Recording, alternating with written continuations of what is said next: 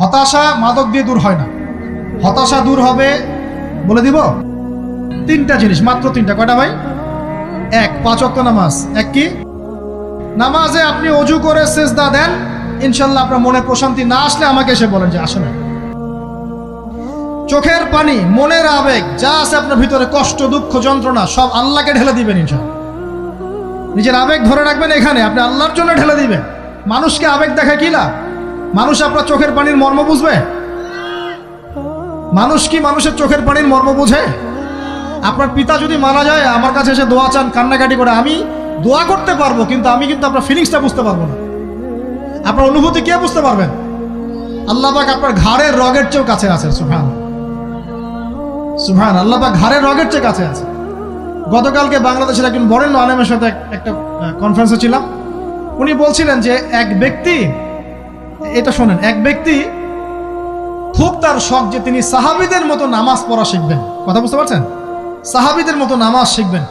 তো একজন বরেণ্য আলেমের কাছে এসেছেন, এসে বলছেন যে আমাকে সাহাবীদের মতো নামাজ শিখিয়ে দেন। তখন সেই আলেম আরেকজন আলেমের সন্ধান দিয়েছেন, যা তুমি তার কাছে যাও, তিনি শেখাবেন। তো সেই ব্যক্তি একটু অবাক হয়েছেন, কারণ যাকে প্রশ্ন করেছিলেন তিনি অনেক বড় মুহাদ্দিস, আর যার কাছে পাঠানো হচ্ছে তিনি অত বড় মুহাদ্দিস নন, কিন্তু আবেদ, আমল করেন। তাকে গিয়ে বলছেন উনি আমাকে পাঠিয়েছেন সাহাবী বলা নামাজ শিখিয়ে দেন। তখন তিনি বলছেন ঠিক আছে, সুন্দর করে অজু করে আসো, সুন্দর করে অজু করে আসো। অজু করার সময় খালি খেয়াল রাখবা যে আমি অজু করছি শুধু আল্লাহর সন্তুষ্টির জন্য। কি খেয়াল রাখবেন? অজু করছি শুধু আল্লাহকে রাজি খুশি করার জন্য অজু করছে, আর কোনো উদ্দেশ্য নাই আমার। অজু করতে যাচ্ছে, তিনি আবার বলছেন দাঁড়াও, শুধু আল্লাহকে রাজি খুশি করার জন্য অজু করো। আবার শুরু করছেন, আবার বলছেন শোনো, শুধু আল্লাহকে রাজি খুশি করার জন্য অজু করো। এভাবে বলতেই আছেন। নামাজে দাঁড়িয়েছেন, দাঁড়ানোর আগে বলছেন শোনো, শুধু আল্লাহকে রাজি খুশি করার জন্য নামাজ পড়ো। বলতেই আছেন। এক পর্যায়ে সে ব্যক্তি নামাজ শুরু করলো। নামাজে মনোযোগ এদিক ওদিকে যায়, আর তার মাথায় এটা আসে, এই শুধু আল্লাহকে রাজি খুশি করার জন্য আমাকে নামাজ পড়তে হবে, শুধু আল্লাহকে রাজি খুশি করার জন্য নামাজ পড়তে হবে। এই চিন্তা তার মনের মধ্যে ঘুরপাক খাচ্ছে। এভাবে নামাজটা সে শেষ করে চিন্তা করছে যে নামাজ তো পুরোপুরি মনোযোগ দিতে পারলাম না। বারবার মাথার মধ্যে এরকম চিন্তা আসছে, আল্লাহ আমাকে তুমি মাফ করে দাও, নামাজটা আমার মনে হলো না ঠিক মতো। তখন সে ফিরে এসে তার সে ওস্তাদকে বলছেন আমার তো নামাজ এরকম করে পড়লাম, কিন্তু শেষমেশ মনে হলো যে নামাজটা হয়তো কবুল হয় নাই, আল্লাহর কাছে খুব মাফ চাইলাম, আল্লাহ আমাকে মাফ করে দাও, নামাজটা মনে হলো না। তখন সেই যে প্রথম ব্যক্তি যিনি পাঠিয়েছেন তিনি বলছেন এটাই হলো সাহাবী ওয়ালা নামাজ। তারা আল্লাহকে রাজি খুশি করার জন্য নামাজ পড়তেন, নামাজ শেষ করে আল্লাহর কাছে ইস্তেগফার করতেন, আল্লাহ কিছুই হলো না, কিছুই হলো। আমার কথা কি বুঝতে পারছেন? অতএব আল্লাহকে রাজি খুশি করার জন্য আপনি আপনার আবেগ, আপনার ইবাদত সব ঢেলে দিবেন, অন্য কারো কাছে কিছু পাওয়ার আশা করবেন। আমাকে আল্লাহ পাঠিয়েছেন দুনিয়াতে নামাজ পড়তে, রোজা রাখতে, দিনের প্রচার করতে, দিনের জ্ঞান অর্জন করতে, এই তো। তা আমি একজন মেয়ের জন্য জীবন নষ্ট করে দিব কেন? আমি তাহলে আল্লাহর কাছে কি মুখ দেখাবো, আর নবীর কাছে কি মুখ দেখাবো? ওখানে গিয়ে বলবো আল্লাহ আমি আমার অমুক প্রেমিকার জন্য আশেক হয়ে একদম জীবন দিয়ে দিয়েছি, আত্মহত্যা করেছি। গেছে ভাই, যাইতে দেন। যে ব্যক্তি আপনার অবস্থানকে মূল্যায়ন করে নাই, সে আপনার যোগ্য ছিল না। এখন আপনি কি করবেন? নিজের অবস্থান উন্নত করেন, আপনার পিছনে লাইন ধরে ঘুরবে ইনশাআল্লাহ। এটাই বাস্তবতা। দুনিয়া খুব খারাপ জিনিস। মানুষের অবস্থানকে মূল্যায়ন করে, মানুষের অবস্থানকেই মূল্যায়ন করে, কিন্তু আল্লাহ রাব্বুল আলামিন আপনাকে সর্বাবস্থায় ভালোবাসেন। আলহামদুলিল্লাহ। এই যে আমরা এখন অনেক পাপ করছি না, আল্লাহ কি আমাদেরকে আযাব দিয়ে ধ্বংস করে দিয়েছেন? আল্লাহ পাক এখনো আমাদেরকে ভালোবাসেন, রহম করেন, আল্লাহ পাক অপেক্ষা করছেন কখন তওবা করবে, আমি তওবা কবুল করব। এই কখন আমার বান্দা খালি একবার বলে আস্তাগফিরুল্লাহ, আল্লাহ পাক সাথে সাথে মাফ করে দিবেন। আর সেই আল্লাহকে ভুলে আপনি কার পিছনে ছুটছেন? আমরা কিন্তু নিয়াত করতে পারি ভাই যে আমরা যারা ওয়াজ শুনলাম জীবনে কোনোদিন সিগারেটে হাত দিব না ইনশাআল্লাহ। রাজি আছি ভাই? অন্য বড় বড় জিনিস তো বহুত দূরের কথা। আচ্ছা, অনেকে রাজি হয় নাই কেন? আপনারা কি অলরেডি আসক্ত? আমি অনেক ভাইকে দেখেছি মাশাআল্লাহ ইফতার খুলেই একদম বেনসন টানা শুরু করে। হ্যাঁ, এটা যে হারাম আপনাদের কেউ ওয়াজ করে শোনায় নাই? এটাকে কি মনে করেন আপনারা, হারাম না হালাল? কেউ বলেছে মাকরু, নাকি মাকরু ফতোয়া দিয়েছে? মাকরুহ শব্দের অর্থ জানেন আপনি? মাকরুহ শব্দের অর্থ কি শোনেন। সূরা বনী ইসরাঈল খুলবেন। কোন সূরা? সূরা বনী ইসরাঈল আল্লাহ পাক বলছেন, আমি বনু ইসরাইলকে এই কাজগুলো করতে নিষেধ করেছেন। কোন কোন কাজ? জেনা করো না, জেনার ধার কাছে যেও না, এতিমের মাল আত্মসাৎ করো না, শিরিক করো না ইত্যাদি। যারা আলেম আছেন তারা আমার কথা বুঝবেন। এই কাজগুলোর পরে আল্লাহ পাক বলছেন যে এই প্রত্যেকটা কাজ আল্লাহর কাছে মাকরুহ, অপছন্দের। কিসের? অপছন্দ। আর এটাকে আপনি সহজ মনে করছেন? নিয়াত করি আল্লাহ পাকের সন্তুষ্টির জন্য আমরা কোনোদিনও মাদকের সাথে সম্পৃক্ত হব না ইনশাআল্লাহ। আর বিশ্বাস করেন, শুধুমাত্র মাদকদ্রব্য নিয়ন্ত্রণ অধিদপ্তর এই আইন কানুন এগুলো দিয়ে, জরিমানা দিয়ে মানুষকে মাদক ছাড়ানো যাচ্ছে না, যাবে না। কেন যাবে না এটা আপনারা খুব ভালো করেই জানেন, আমি বলতে চাচ্ছি না। অনেক সময় মাদক বিরোধী কনসার্ট করে মানুষ, মাদক বিরোধী কনসার্টে ওঠার আগে এক বোতল ডাইল খেয়ে আসে আগে। এগুলো কি বাস্তব কথা বলছি না অবাস্তব কথা বলছি? আমাদের যুবক ভাইরা কোশ্চিন কালেও মাদকের ধার কাছে যাবেন না ইনশাআল্লাহ।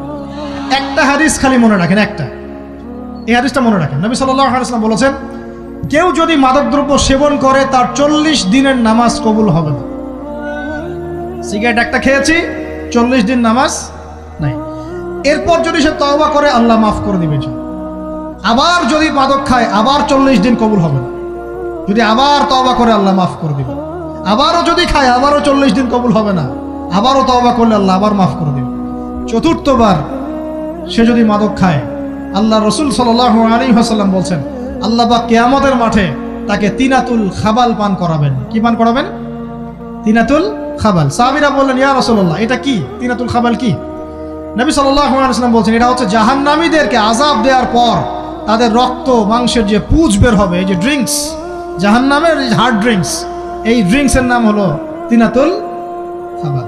আল্লাহ পাক আমাদের সবাইকে মাদক থেকে বাঁচিয়ে রাখুন। আমল হচ্ছে কোরআন তেলাওয়াত। যে ব্যক্তি কোরআন তেলাওয়াত করতে পারে নিয়মিত, তার মনের মধ্যে এই হতাশা, এই ভীরুতা, এই কাপুরুষতা কিচ্ছু আসবে না ইনশাআল্লাহ। আমি গ্যারান্টি দিচ্ছি আপনাকে, হতাশা আসবেই না আপনার মনে যদি আপনি কোরআন বুঝতে পারেন। কোরআনের একটা আয়াত নিয়ে কোনো সময় দেখা যায় 2-3 ঘন্টা সময় পার হয়ে যাচ্ছে, আয়াতটা ছেড়ে সামনে যেতে পারছি না। কোরআনের ভিতরে ঢুকলে আপনি দুনিয়ায় ভুলে যাবেন কি হচ্ছে আশপাশে। আমি এমন অনেক আলেমকে দেখেছি যে একটা বই, পাতলা একটা বই, আরবি বই নিয়ে পড়া শুরু করেছেন, যে ফজরের পরে জোহরের ওয়াক্ত হয়ে যাচ্ছে, বইটাই শেষ করতে পারেননি। বুঝতে পারবেন? যখন আপনি ইলমের ভিতরে ঢুকে যাবেন, কোরআনের ভিতরে, হাদিসের ভিতরে, আপনার দুনিয়ার খেয়ালই নাই। একজন আলেম, তিনি এক রাত্রে একটা বই লিখেছিলেন, চটি বই, এক রাত্রের মধ্যে। বলা হচ্ছে, তার সম্পর্কে বলা হচ্ছে যে রাতের খাবার তাকে দেয়া হয়েছে, যে আপনি এটা খেয়ে নেন। তো খাবারটা পাশেই আছে, খাবারটা খাবো, এটা লিখে খাবারটা খাবো, এরকম তার চিন্তা ছিল। ফজর হয়ে গেছে, বই লেখাও শেষ, খাবার এই অবস্থায় পড়ে আছে, ডুবে গেছেন ভিতরে, খাওয়ার মাথায় তার খেয়াল নাই। এরকম হয়। একজন মনীষী, বিখ্যাত মনীষী, রিয়াদুস সালেহিন কিতাবের রাইটার, সংকলক আল্লামা নববী রাহিমাহুল্লাহ, এরকম সারা রাত চলে গেছে, পাশে 2টা খেজুর, ওই 2টা খেজুর খাওয়ারই সময় পান। হাদিস নিয়ে গবেষণা করতে রাত পার হয়ে গেছে। আমি বলতে চাচ্ছি, যখন ইলমের ভিতরে, কোরআন হাদিসের ভিতরে ঢুকে যাবেন, আপনার দুনিয়ার খেয়াল আপনার চলে যাবে ইনশাআল্লাহ। এই টেনশন, হতাশা, এই সেই বাদ, তখনই আল্লাহ পাক আপনাকে তার পক্ষ থেকে রহমত দিবেন, বরকত দিবেন, আল্লাহ আপনার দুনিয়ার কাজগুলো করে দিবেন ইনশাআল্লাহ। তখন দেখবেন কেউ আপনার দুনিয়ার ওই কাজটা করে দিয়েছে, কেউ ওই কাজটা করে দিয়েছে, কেউ বাসায় খাবার পাঠিয়ে দিয়েছে, আল্লাহ পাকই এগুলো করাই দিবেন ইনশাআল্লাহ। তো প্রিয় ভাইরা, মাদকে যাব না আল্লাহর কাছে আসবো? 2 নাম্বার কোরআন তেলাওয়াত, 3 নাম্বার আল্লাহর জিকির। 3 নাম্বার কি ভাই? আল্লাহর জিকির। চলতে ফিরতে সব সময় মুখ চলতে থাকবে, মুখ না চললেও মনে মনে মন তাজা থাকবে, মনে মনে জিকির হতে থাকবে। মনে মনে জিকির করতে পারেন? মুখ নড়বে না, কিন্তু মনে মনে আপনার একটা জিকির হতে থাকবে, সুবহানাল্লাহ ওয়া আলহামদুলিল্লাহ, লা ইলাহা ইল্লাল্লাহ, আল্লাহু আকবার। করা যাবে? পারে। মানুষের মন কখনো চুপ করে থাকে না, কিন্তু মানুষের মন অলওয়েজ কিছু না কিছু চিন্তা করতে থাকে না, যতক্ষণ না ঘুমায় মানুষ। তো প্রিয় ভাইরা, বেশি বেশি জিকির করবো, সুবহানাল্লাহ, আলহামদুলিল্লাহ, লা ইলাহা ইল্লাল্লাহ, আল্লাহু আকবার, লা হাওলা ওয়ালা কুওয়াতা ইল্লা বিল্লাহ, এগুলো চলতে থাকবে। আল্লাহ পাক তৌফিক দান করুন, আমিন। আমরা আমাদের সমাজে যুবকদেরকে এরকম টিকটকে দেখছি, অনলাইনে আসক্ত দেখছি, জেনায় আসক্ত দেখছি, পর্নোগ্রাফিতে আসক্ত দেখছি। আমরা দেখছি আমাদের যুব সমাজকে মাদকে আসক্ত, কিশোর গ্যাংয়ে আসক্ত। এইগুলো কি আমাদের কাম্য ছিল ভাই? আমাদের কাম্য ছিল? এই অবস্থায় কি যুব সমাজ আল্লাহ পাকের দ্বীনের পতাকা হাতে নিয়ে আল্লাহর জমিনে দিন কায়েম করতে পারবে কিনা একটু আমাকে উত্তর দেন দেখি। এখন এই অবস্থায় পারবে? অতএব অবস্থার উন্নতি করতে হবে কিনা?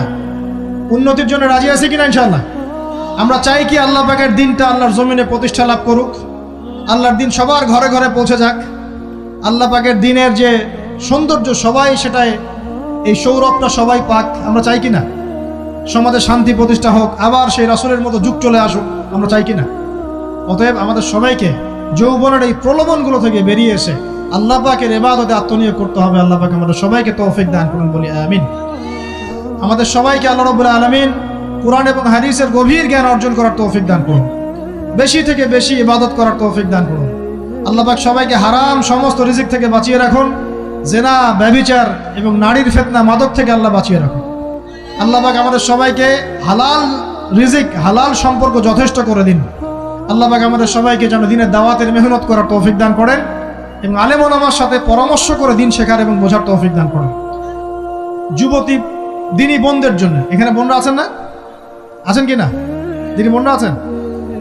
একটা নসিহত দিনী বোনদের জন্য আমি একটা নসিহত করতে চাচ্ছি, একটা নসিহত। আমার এই একটা নসিহত একটু মন দিয়ে শুনুন প্রিয় দিনী বোন। রাসূলুল্লাহ সাল্লাল্লাহু আলাইহি ওয়াসাল্লাম আমাদের দিনী বোনদের জন্য জান্নাতে যাওয়ার একটা ফর্মুলা বলে দিয়েছেন। আমি কি বলবো সেটা?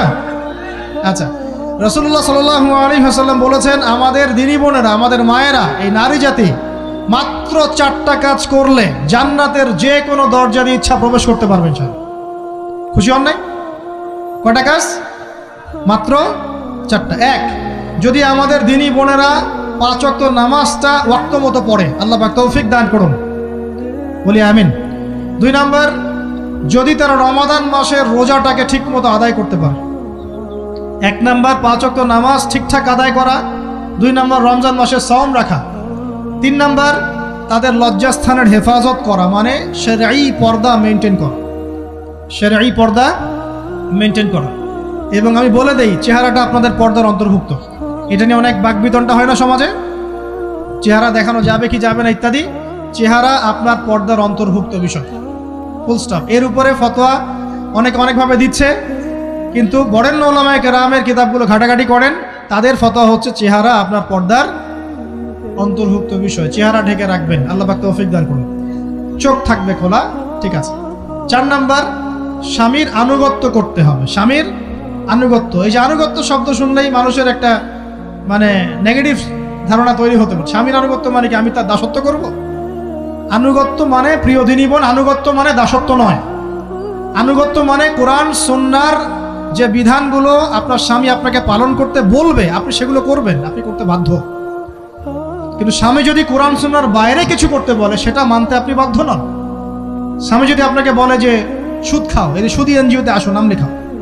স্বামী যদি আপনাকে বলে যে আসো বেপর্দায় বাইরে যাই, সাজুগুজু করে বের হও, চলো ঘুরে আসে বেপর্দায়।